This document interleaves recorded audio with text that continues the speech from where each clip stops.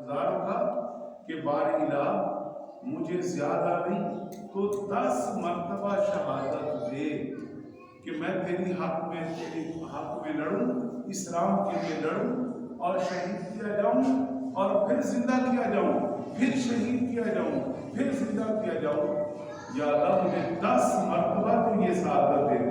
ہاں جی، اہل ایمان کا تو یہ مقام ہے کہ وہ ان تلواروں، ان نیزوں، ان چیزوں سے نہیں ڈرتا۔ ہاں جی، اس کا مقصود اعلیٰ ہے۔ لیکن دوستو اس وقت بڑی پریشانی کہ آج ہم اتنی تعداد میں 2 ارب کے قریب، 1.5 ارب سے زائد، 2 ارب مسلمان ہو کر ہم کیا کرتے ہیں؟ اور ہماری حالت کیا ہے کہ ہم اپنے مسلمان بچوں، بوڑھوں، جناب ان کے ساتھ جوانوں، کیا کیا وہاں ظلم ہو رہے ہیں، اور وہاں کی سرزمین کی باتیں آگے چل کے کرتے ہیں کہ یہ ہمارے لیے زمین کتنی مقدس ہے، اور یہ فلسطین جو ہے قبلہ اول جو ہمارا رہا ہے آل ایمان کا، اس سرزمین کے بڑے واقعات ہیں جو قرآن نے ہمیں بتائے۔ لیکن آئیے قرآن کی روشنی میں آگے بڑھتے ہیں۔ اللہ تعالیٰ ارشاد فرماتا ہے وَمَن يَتَوَلَّهُم مِّنكُمْ فَإِنَّهُ مِنْهُمْ، فرمایا کہ سن لو کہ اور تم میں سے کوئی، توجہ، بڑا ہی توجہ والے الفاظ آ گئے قرآن پاک کے۔ اللہ تعالیٰ فرماتا ہے وَمَن يَتَوَلَّهُم مِّنكُمْ فَإِنَّهُ مِنْهُمْ، اور تم میں سے جو کوئی ان سے دوستی رکھے گا وہ انہی میں سے ہے۔ اللہ اللہ، میرے عزیزوں میری بات کو تو آپ لازمی ٹھکرا ہے کہ یہ تو آپ کی بات ہے مولوی صاحب، آپ نہیں مانتے۔ اب یہ بات اس رب کی ہے جس نے کائنات کو پیدا فرمایا، جو ساری کائنات کا مالک و مختار ہے، جس نے یہ دنیا بھی بنائی ہے، پھر آگے آخرت کا نظام بھی اس نے بنا دیا ہے کہ جہاں پر سب نے پہنچ کر وَنَضَعُ الْمَوَازِينَ الْقِسْطَ لِيَوْمِ الْقِيَامَةِ فَلَا تُظْلَمُ نَفْسٌ شَيْئًا وَإِنْ كَانَ مِثْقَالَ حَبَّةٍ مِّنْ خَرْدَلٍ أَتَيْنَا بِهَا وَكَفَىٰ بِنَا حَاسِبِينَ، کہ قیامت کے دن ہم ترازو رکھیں گے، رائی کے دانے کے برابر کسی نے اچھائی کی ہے، برائی کی ہے، نیکی کی ہے، ہم اس کو ترازو میں لا کر رکھتے ہیں۔ اور اللہ فرماتے ہیں ہم حساب کے لیے کافی ہیں، ہم نے تمہارا حساب کر دیا۔ تو اس لیے ہم صرف دنیا کا نہ سوچیں، ہم آخرت کا بھی سوچیں۔ میرے عزیزو، اللہ تعالیٰ فرماتا ہے وَمَن يَتَوَلَّهُم مِّنكُمْ فَإِنَّهُ مِنْهُمْ، فرمایا جو تم میں سے جو کوئی ان سے دوستی رکھے گا وہ انہی میں سے ہے۔ إِنَّ اللَّهَ لَا يَهْدِي الْقَوْمَ الظَّالِمِينَ، بے شک اللہ تعالیٰ ظالموں کو، بے انصافوں کو ہدایت نہیں دیتا۔ بے شک، ٹھیک ہے۔ اب آپ کہو کہ یہ لوگ باز آ جائیں گے، ہرگز باز نہیں آئیں گے۔ ہمارے احباب نے باہر کی دنیا میں جا کر جناب لمبے پڑ گئے، تو انہوں نے تو ہمیں غلام بنا کے رکھ دیا ہے۔ ہاں جی، آپ دیکھیں نا 84 ارب سے زائد قرض ہے پاکستان کا، اور ہمارا تو ایک بڑا نوجوان کیا، بچہ کیا، بڑا کیا، 2.5 لاکھ روپے، یہ بھی پہلے کی بات کر رہا ہوں، 2.5 لاکھ روپے کا مقروض ہے۔ پورا پاکستان پیدا ہونے والا بچہ بھی مقروض ہے۔ کیا حالت ہو گئی ہماری؟ ہم اس لیے ہمارا یہ تو قرآن کا پیغام ہی نہیں ہے، یہ تو اللہ کا پیغام ہی نہیں ہے۔ اللہ کا پیغام کیا ہے کہ قرآن میں ایسا کہ مسلمان کی ترقی، مسلمان کا معیار، مسلمان کا رزق، مسلمان کے معاملات کس طرح چلنے ہیں۔ وَاللَّهُ يَرْزُقُ مَن يَشَاءُ بِغَيْرِ حِسَاب، اللہ جسے چاہتا ہے بے حساب رزق عطا فرماتا ہے۔ یعنی وَاللَّهُ خَيْرُ الرَّازِقِينَ، اللہ بہترین رزق دینے والا ہے۔ آپ نے اپنے ملک کی ہر چیز کو داؤ پہ لگائی، اپنے ملک کی نعمتوں کو تو ہم نے سمجھا نہیں۔ وہ جناب کیا ہو رہا ہے ہمارے ملک کے اندر؟ آپ اپنے ملک سے کوئی چیز نکال نہیں سکتے، کیا ہو گیا یار؟ اللہ رسول نے پوچھنا ہے کہ دین لانے کا مقصد کیا تھا اور تم نے کیا کیا؟ اللہ اکبر، اللہ اکبر۔ اس آیت کی شان نزول میں نا 2 آدمیوں کا ذکر آیا، ایک حضرت عبادہ بن صامت اور ایک عبداللہ بن ابی بن سلول منافق. اب یہ دو آدمی تھے، یہ دونوں آپس میں اکٹھے ہوتے ہیں. جب یہ آیات نازل ہوئی، جب یہ دونوں اکٹھے ہوئے تو حضرت ابو عبادہ بن صامت نے کہا کہ اب میں اہل ایمان ہوں اور میرا اب قبیلہ بنی نضیر اور بنو قریظہ سے اب میرا کوئی تعلق نہیں. یعنی وہ لوگ جو مسلمان نہیں ہیں، وہ یہودی ہیں، کافر ہیں، میرا ان سے کوئی تعلق نہیں. اب توجہ کرنا، بڑا قابل غور لفظ سامنے آ گیا. اور جو منافق تھا وہ پتہ کیا کہتا ہے، وہ صحابی نے تو ببام کے دغل کہہ دیا نا، اب مسلمان ہوں، میرا ان سے کوئی تعلق نہیں. لیکن منافق کیا بولا، جب مشکل آئی تو پھر ہم کدھر جائیں گے، جب پریشانی آئی تو کدھر جائیں گے، لہٰذا میں تو ان کو نہیں چھوڑ سکتا. اب یہ باتیں کر رہے ہیں تو اللہ تعالیٰ سن رہا ہے، اللہ تعالیٰ سن رہا ہے. اب منافق کیا کہہ رہا ہے کہ میں کافروں کو نہیں چھوڑ سکتا، اور اہل ایمان کہہ رہا ہے کہ میرا ان سے کوئی تعلق نہیں. اب یہ ان دو کی بات ہو رہی ہے، لیکن بات ہوتے ہوتے نتیجہ کیا نکلا کہ اللہ کے نبی پر وحی نازل ہوئی، یہ آیات آ گئی. اللہ تعالیٰ نے فرما دیا وَمَن يَتَوَلَّهُم مِّنكُمْ فَإِنَّهُ مِنكُمْ، جو ان سے دوستی کرے گا وہ انہی میں سے ہوگا. ٹھیک ہے، لہذا ان سے دوستی کیوں کرتے ہو، اب تمہیں پتہ نہیں. پھر اللہ تعالیٰ نے فرمایا انما ولیکم اللہ ورسولہ والذین آمنوا الذین یقیمون الصلاۃ ویؤتون الزکاۃ وهم راکعون. ارشاد فرمایا کہ تمہارے دوست نہیں ہیں. انما ولیکم اللہ، انما حسر کے لیے، یعنی یہ تمہارے دوست نہیں. تمہارا دوست کون ہے؟ فرمایا اللہ تمہارا دوست ہے. انما ولیکم اللہ، اللہ تمہارا دوست ہے، رسول تمہارے دوست ہیں، والذین آمنوا اور اہل ایمان تمہارے دوست ہیں. یہ تو اللہ نے پیغام دیا ہے کہ یعنی مسلمان ایک دوسرے سے محبت کریں گے، اہل ایمان ایک دوسرے سے پیار کریں گے، اللہ سے مدد مانگیں گے، نبی علیہ الصلوۃ والسلام کی بارگاہ میں حاضر ہوں گے، اور پھر ایک دوسرے کے دکھ غم خوشی معاملات اور ایک دوسرے کے ساتھ یہ مددگار حامی ہوں گے. فرمایا ان سے تمہارا کیا تعلق ہے. اور اہل ایمان کے پھر اوصاف بھی بتائے. اہل ایمان پتہ ہے کون ہے؟ فرمایا وہ ہیں یقیمون الصلاۃ، جو نماز قائم کرتے ہیں، ویؤتون الزکاۃ اور زکات دیتے ہیں، وہم راکعون اور اللہ کے حضور جھکتے ہیں. تو اب اتنی واضح صراحت کے ساتھ اللہ تعالیٰ کا پیغام آ جانے کے بعد میرے عزیزو، اب بھی کوئی سوچے کہ یہ میرے تو وہ دوست ہیں جس طرح کہ آج آپ دیکھ رہے ہیں. حقیقت ہے بس کیا بتاؤں گا، آپ بھی قرآن کے بعد بیٹھے، مجھے پتہ ہے کہ آپ سے برداشت بھی نہیں ہوگا کہ ہے قرآن اللہ کی اگر سچی کتاب ہے اور ہمارا ایمان ہے کہ سچی کتاب ہے. ہم سوچ بھی نہیں سکتے اگر یہ کتاب سچی نہ ہوتی تو بھائی جان 14 صدیاں گزر گئی، 15ویں صدی جا رہی ہے، آج ایک حرف بھی نہ ہو. کب سے قرآن پاک میڈیا میٹ ہو گیا ہو. لیکن ہاں اللہ کریم فرماتا ہے کہ اِنَّا نَحْنُ نَزَّلْنَا الذِّكْرَ وَإِنَّا لَهُ لَحَافِظُونَ، کہ بے شک ہم نے اس ذکر کو یعنی قرآن کو نازل کیا اور ہم ہی اس کے محافظ ہیں. پھر کیسے یہ میڈیا میٹ ہو سکتا ہے؟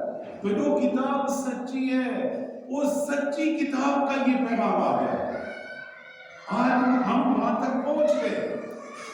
تو میرے بھائیو، جب اللہ تعالیٰ فرمائے کہ اللہ تعالیٰ تمہارا دوست ہے، تمہارے نبی تمہارے دوست ہیں، اہل ایمان تمہارے دوست ہیں، جو نمازیں پڑھتے ہیں، زکاتیں دیتے ہیں، روزے رکھتے ہیں، نیکیاں کرتے ہیں، تمہارا تو آپس میں یہ تعلق ہے، لہذا دکھ ہو سکھ ہو معاملات ہو آپس میں آؤ، آپس میں آؤ. اور پھر سنیے، ایک دفعہ اس آیت کریمہ کے نزول پر بات کرتے ہیں. حضرت عبداللہ بن سلام، آپ کو معلوم ہے کہ یہ بہت بڑا نام ہے، صحابی رسول بنے اور پہلے عیسائیت کے اندر بہت بڑے عالم تھے. اللہ نے توفیق عطا فرمائی کہ اسلام میں داخل ہو گئے، اور جب اسلام میں داخل ہو گئے نا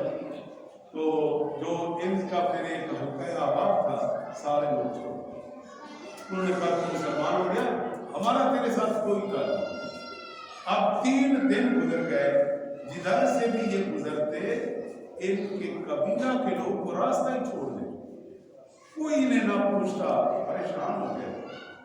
آخر آقا علیہ السلام کے پاس آئے، اللہ کے نبی کی بارگاہ میں حاضر ہو گئے اور مدعا بیان کیا کہ اللہ کے رسول صلی اللہ علیہ وسلم، معاملہ یہ ہے کہ میں دین اسلامی قبول کیا ہے اور میں ادھر سے جاتا ہوں، میرے قریبی دوست بھی راستہ بدل لیتے ہیں، میری کوئی بات ہی نہیں سنتا، بڑی مشکل بھی ہوں، بڑی پریشانی بھی ہوں، تو بتائیے یا رسول اللہ اب میں کیا کروں؟ تو اللہ تعالیٰ نے یہ آیت نازل کر کے جواب دیا۔ اللہ تعالیٰ نے فرمایا کہ میرے پیارے محبوب صلی اللہ علیہ وسلم، آپ اپنے صحابہ اہل ایمان کو پیغام دے دو کہ تمہارا دوست اللہ ہے۔ تمہارا دوست کون ہے؟ اللہ۔ تمہارا دوست کون ہے؟ اللہ۔ تمہارے دوست کون ہے؟ رسول اللہ صلی اللہ علیہ وسلم، کہ جب دکھی ہوا کرو نا تو آقا کریم کے پاس آیا، انہیں بتایا کرو، اور پھر فرمایا کہ اہل ایمان تمہارے دوست ہیں جی، ان کے پاس گیا، تمہیں آپ جانتے ہو، سنتے ہو، تاریخ سے آپ سے وابستہ رہے ہو، اور وہ کہ جو سارے ایسے نہیں۔ مجھے آپ یہ بتائیں کہ یہ اتنے بے وفا لوگ ہیں کہ جب آپ علیہ السلام مکہ المکرمہ سے ہجرت فرما کر مدینہ طیبہ میں آئے تو وہاں کے جو قبائل تھے یہود و نصارہ، انہوں نے معاہدے کیے تھے آپ علیہ السلام سے۔ کیا معاہدے کیے تھے؟ کہ جو قومیں ہمارے اوپر ظلم کریں گی تم ہمارا ساتھ دو گے، ہم تمہارا ساتھ دیں گے، اور ابتداءً یہ معاہدے حضور نے کیے تھے۔ جس طرح کہ حدیبیہ کا معاہدہ ہوا تھا، حضور وہاں سے واپس آ گئے تھے، عمرہ نہیں کیا۔ اس طرح ابتدائی اسلام میں شروع میں یہ معاہدے ہوئے، پھر دیکھیں معاہدے توڑے کیسے، پھر یہ خود ہی جب ان کو کہیں سے بھی طاقت مل جاتی معاہدہ توڑ دیتے۔ جب انہوں نے معاہدے توڑے تو پھر اللہ کے نبی نے کیا فرمایا؟ اللہ کے نبی نے فرمایا ہمارے ساتھ اللہ ہے، ہمیں تمہاری ضرورت نہیں ہے۔ وہ ایک حکمت عملی کے تحت تم ہمارے پاس آئے کہ ہم اب مل کے چلیں گے، تو ہم نے بھی کہا مل کے چلیں گے۔ اب تم نے معاہدے توڑ دیے تو ہمیں بھی تمہاری کوئی ضرورت نہیں۔ تو بات یہ ہے، یہ بے وفا قوم ہے، ان کے اپنے مقاصد ہیں۔ کبھی بھی یہ جب اللہ فرما دے، رسول علیہ السلام اللہ کے پیارے نبی جب وہ فرما دیں کہ یہ تمہارے کچھ نہیں لگتے، ان کے اندر دھوکہ ہے، فراڈ ہے، جناب یہ اپنے مقاصد کے لیے تمہیں استعمال کرتے ہیں اور ہم استعمال ہو رہے ہیں، ہم ہوتے ہوتے مر جائیں گے، لیکن یہ نہیں سوچیں گے کہ ہم نے کھڑا کہاں پہ ہونا ہے، ہم نے کھڑا کہاں پہ ہونا ہے۔ آج یہ قرآن پاک موجود ہے، کوئی بھی دنیا جہان کا مسئلہ ہو، کمال کی بات ہے رب فرمائے وَتِبْيَانًا لِكُلِّ شَيْءٍ، ہر چیز کا بیان تو کتاب میں موجود ہے۔ تمہاری سمجھ میں نہ آئے تو کسی عالم کے پاس بیٹھ جاؤ کہ جناب یہ مسئلہ پیش آ گیا، بتائیے یہاں قرآن و حدیث کیا رہنمائی کرتے، علماء بتائیں گے ان کی ذمہ داری۔ پھر علماء کے پاس بھی جانے سے پہلے سوچیے گا، اس وقت منڈی لگی ہوئی ہے، منڈی لگی ہوئی ہے، اس لیے ذرا سوچ کر سمجھ کر، کوئی 20 سند علماء ہیں کہ نمبر 2 علماء ہیں جن کا پیچھے کوئی ربط ہی نہیں، کوئی استاد ہی نہیں، لیکن وہ میڈیا پر چھائے ہوئے ہیں، وہ لوگ بھی ہیں، اہل حق بھی میڈیا پر ہیں، لیکن ذرا آپ اپنے فہم و فراز سے سوچ کر ذرا جائیے تاکہ مجھے قرآن کی اصل تک پہنچایا جائے اور میری رہنمائی کی جائے، اور باقی پھر اللہ نے ہمیں بھی تو شعور دیا ہے نا، ہم خود بھی تو کچھ غور کریں نا۔ اس کے بعد آئندہ آیت میں کیا فرمایا کہ وَمَن يَتَوَکَّلِ اللَّهَ وَرَسُولَهُ وَالَّذِينَ آمَنُوا فَإِنَّ حِزْبَ اللَّهِ هُمُ الْغَالِبُونَ۔ یہاں کیا فرمایا؟ اللہ اکبر، دوستو ذرا غور کریں، ارشاد فرمایا کہ جو اللہ اور اس کے رسول اور مسلمانوں کو اپنا دوست بنا لینا تو بے شک اللہ ہی کا گروہ پا لے گا۔ آپ کیا سمجھتے ہیں کہ فلسطینی ناکام ہو رہے ہیں؟ وہ ناکام نہیں ہو رہے، جب اللہ فرماتا ہے کہ اللہ حزب اللہ، اللہ کا گروہ ہی غالب ہے، آپ کیسے کہہ سکتے ہیں کہ وہ ناکام ہو رہے ہیں؟ وہ ناکام نہیں ہوں گے. کیوں؟ رب فرماتا ہے کہ وہ ناکام نہیں ہوں گے. کمال کی بات ہو گئی. حزب اللہ یعنی ہم الغالبون. فرمایا کہ اللہ کا گروہ جو ہے وہ غالب ہے. تو جب اللہ کا گروہ غالب ہے تو آپ کیسے کہہ سکتے ہیں کہ جناب وہ ناکام ہو رہے ہیں؟ شہادت تو ایک مومن کے لیے تحفہ ہے.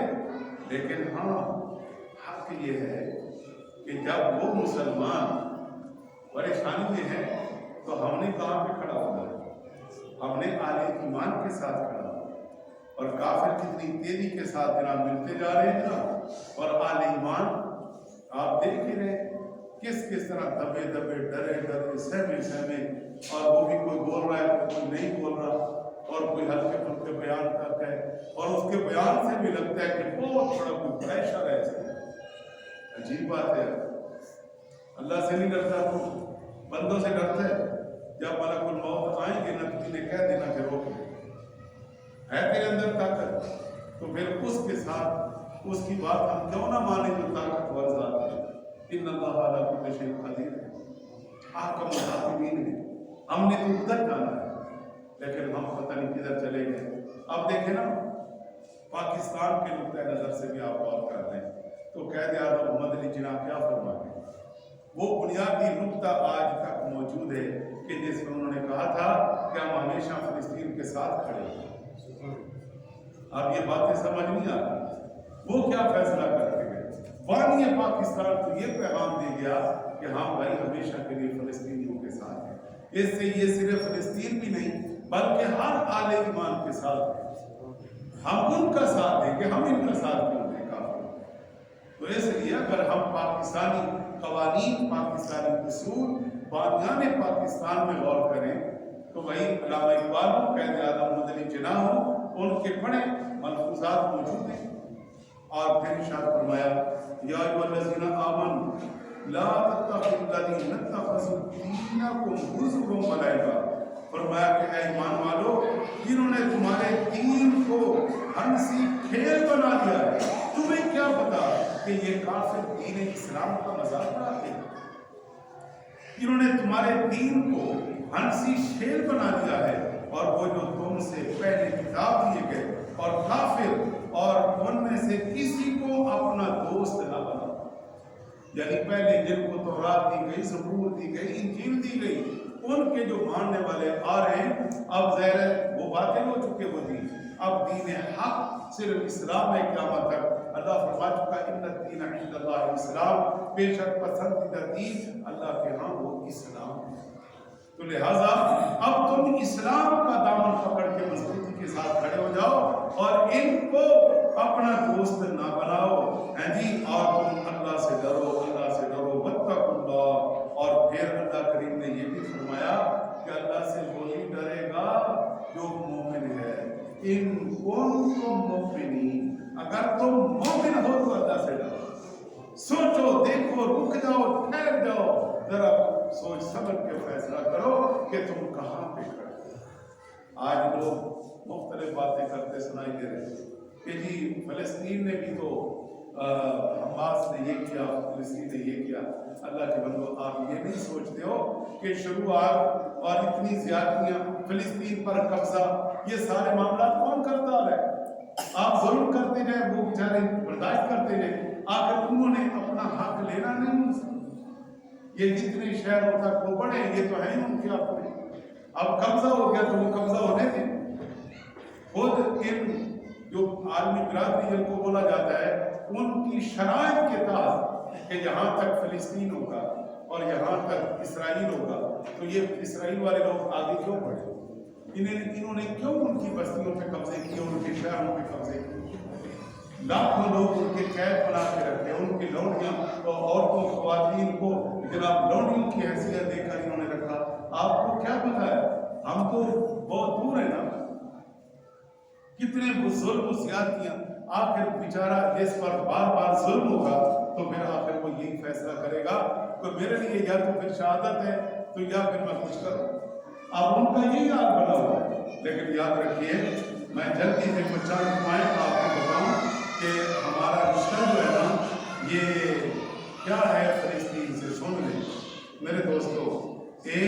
تو ہمارا اس سرزمین سے، یہ چند ایک بتا رہا ہوں، آپ ذرا غور کیجیے، ایک رشتہ ہمارا فلسطین کی سرزمین سے یہ ہے کہ یہ انبیاء علیہ السلام کا مرکز رہی ہے۔ 70 سے زائد انبیاء علیہ السلام کے وہاں مزارات ہیں۔ آپ بتائیں کہ ہم اپنے مرکز کو، جو انبیاء علیہ السلام کا مرکز ہو، ہم اسے کیسے چھوڑ سکتے ہیں؟ پھر نمبر 2، حضرت ابراہیم علیہ السلام نے فلسطین کی طرف ہجرت کی، ہم کیسے چھوڑ سکتے ہیں؟ اور پھر فرمایا حضرت داؤد علیہ السلام کا یہاں سکونت فرما ہونا، اور وہ آپ کا عبادت خانہ محراب آج بھی وہاں پہ موجود ہے۔ داؤد علیہ السلام، جناب آپ بتائیں، آپ جن کی پوری زندگی کس طرح سے بدلا؟ ابن ماجہ شریف میں موجود ہے کہ حضرت داؤد علیہ السلام نے پوری زندگی ایک دن روزہ، ایک دن افطار، ایک دن روزہ، ایک دن افطار، اور پھر ساری رات اللہ کی عبادت، یہ حضرت داؤد علیہ السلام کی زندگی، اور یہ جگہ ان کا بھی مرکز ہے۔ اور حضرت سلیمان علیہ السلام، آپ نے یہاں بیٹھ کر پوری دنیا میں حکومت کی، تو اب سلیمان علیہ السلام کے ذکر سے قرآن کا پڑھا، ان کا یہ مرکز ہے، ہم اپنے مرکز کو کیسے چھوڑ دیں؟ پارہ نمبر 19 میں بہت بڑا واقعہ موجود ہے، نمر کے نام سے، نمر چیونٹی کو کہتے ہیں، اور یہ واقعہ کسی فلسطین کی سرزمین پر پیش آیا تھا۔ جب سلیمان علیہ السلام اپنے لشکر کو لے کر چلے گا، تو آج لشکر اس راستے پر تھا کہ وہاں چیونٹیوں کی آبادیاں تھیں۔ ان ظالموں کو حیا نہیں آتی کہ تم اس سرزمین پر ظلم کر رہے ہو کہ جہاں کی چیونٹیوں نے کہا کہ سلیمان علیہ السلام کا لشکر آ رہا ہے، جلدی کرو اپنے بلوں میں چلی جاؤ، کہیں یہ تمہیں کچل نہ ڈالے۔ جب چیونٹی نے یہ بات کی تو پیغمبر نے چند میل کے فاصلے پر اس آواز کو سنا، فَتَبَسَّمَ ضَاحِكًا مِّن قَوْلِهَا، یہ قرآن کہہ رہا ہے، اللہ فرماتا ہے کہ جب وہ بڑی چیونٹی بول کر اعلان کر رہی تھی نا کہ جلدی جلدی بلوں میں چلی جاؤ، تو سلیمان علیہ السلام اس کی آواز سن رہے تھے اور مسکرا رہے تھے۔ سلیمان علیہ السلام، تو یہ واقعہ فلسطین کی سرزمین پر پیش آیا، تو یہ پیغمبر سلیمان علیہ السلام ہے، فرمایا کہ تم اپنی جگہ پہ ٹھہری رہو، سلیمان علیہ السلام کا لشکر کسی پر ظلم نہیں کرتا، کسی پر زیادتی نہیں کرتا ہے۔ تو چیونٹی بولے تو سلیمان علیہ السلام سنتے ہیں اور قرآن اس کا جواب دیتا ہے بھائیو۔ اور پھر حضرت زکریا علیہ السلام کا محراب وہیں فلسطین کی سرزمین پر، ان کا عبادت خانہ۔ آپ غور کریں کہ حضرت عیسیٰ علیہ السلام کی پیدائش فلسطین میں ہوئی، اور پھر وہ کھجور کا درخت کہ جہاں پر حضرت مریم گئیں اور وہاں پر آپ کی ولادت ہوئی، اور پھر وہاں پر جب ظاہر اس تکلیف کے مرحلے پر کوئی پاس نہیں ہے، اور وہ کھجور کا وہ درخت جس کو آپ نے حرکت دی تو تازہ کھجوریں آپ کے پاس آ گئی۔ اسی طرح کیا کیا واقعات بتاؤں۔ اور اسی طرح اور حضرت عیسیٰ علیہ السلام کی ولادت کے بعد پھر جناب آگے چلیے کہ ہمارے لیے جو بہت بڑی بات کرنے جا رہا ہوں، پوری توجہ سے سن لیجیے۔ آپ یہ بخاری پڑھ لیں، صحیح مسلم پڑھ لیں، حدیث کی دیگر کتابیں پڑھ لیں، اور اس سے بھی بڑی بات کروں کہ حضور معراج شریف پہ جائیں اور جناب 15واں پارے کی پہلی آیہ کریمہ سورہ بنی اسرائیل کا پیغام کیا ہے کہ سبحان الذی اسری بعبدہ لیلا من المسجد الحرام الی المسجد الاقصی۔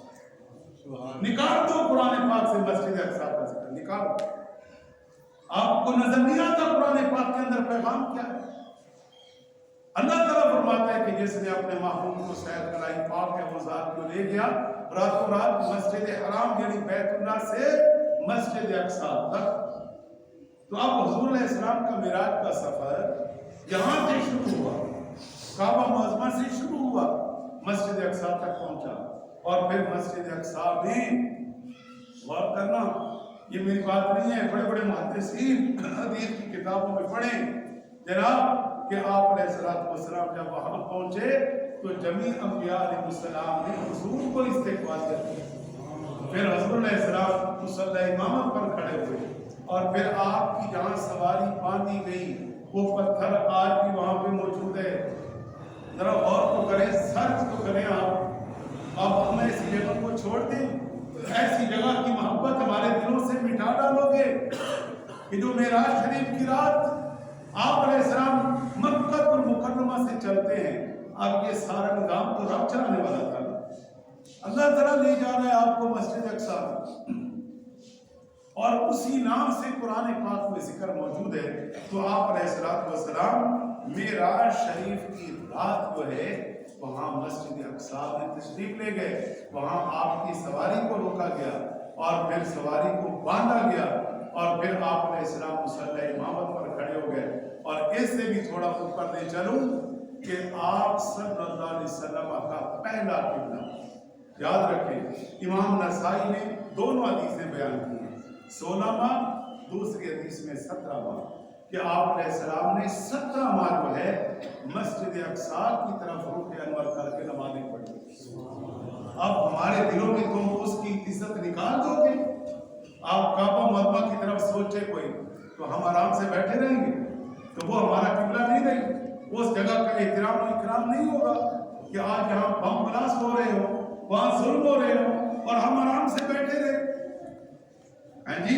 اور پھر وہ لوگ جو اس جگہ کا تحفظ کر رہے اور وہاں جو عبادت نہیں کرنے دی جا رہے, وہ عبادت کرنے کے لیے آج تو گرفتار ہو جائے, ان کو شہید کر دیا جائے, ان کو مارا جائے, یہ کیسے برداشت ہوگا؟